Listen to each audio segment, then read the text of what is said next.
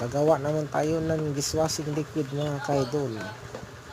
Ang flavor nito calamansi. Ganito gagawa ng dishwashing liquid mga kaidol. Kailangan mo ng 14 liters na tubig. Lagay mo sa planggana, tapos haluin mo. Gamitan mo ng stick or hanger kasi sobrang dapot nito mga kaidol.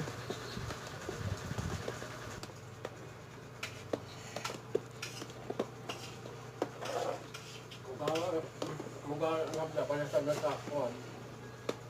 Itong isa. Ngayon ikaw. Ano